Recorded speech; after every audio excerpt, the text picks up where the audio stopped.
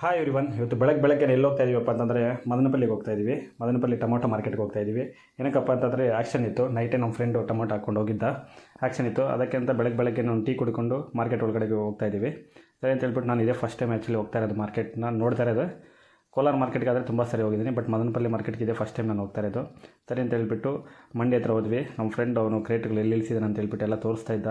ಎಲ್ಲ ನೋಡಿಕೊಂಡು ನಾನು ಮಾರ್ಕೆಟಿನ ಫುಲ್ ನೋಡಿರಲಿಲ್ಲ. ಅದಕ್ಕೆಂದ್ರೆ ನಾನು ನನ್ನ ಫ್ರೆಂಡು ಎಲ್ಲ ಮಾರ್ಕೆಟೆಲ್ಲ ಒಂದು ರೌಂಡ್ ಹಾಕ್ಕೊಂಡು ಬರೋಣ ಅಂತ ಹೇಳ್ಬಿಟ್ಟು ಎಲ್ಲ ಹೋಗ್ತಾ ಇದ್ದೀವಿ.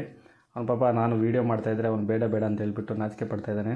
ವೀಡಿಯೋ ಮಾಡಬೇಡ ಅಂತ. ಆದರೂ ನಾವು ಬಿಡಲ್ಲ ಪಾಪ ನಗ್ತಾ ಇದ್ದಾನೆ.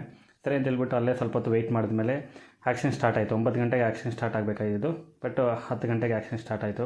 ಸರಿ ಅಂತ ಹೇಳ್ಬಿಟ್ಟು ಆ್ಯಕ್ಷನ್ ಎಲ್ಲ ಮುಗೀತು. ಸರಿ ರಿಟರ್ನ್ ಹೋಗೋಣ ಅಂತ ಹೇಳ್ಬಿಟ್ಟು ಬರ್ತಾ ಬೇಕ್ರಿಯಲ್ಲಿ ಒಂದು ಐಸ್ ಕೇಕ್ ತಿಂದ್ಕೊಂಡು ಮನೆಗೆ ರಿಟರ್ನ್ ಆದ್ವಿ. ಇಷ್ಟ ಇವತ್ತಿನ ವ್ಲಾಗು. ಇಷ್ಟ ಆದರೆ ಲೈಕ್ ಮಾಡಿ ಮತ್ತು ಫಾಲೋ ಮಾಡಿ.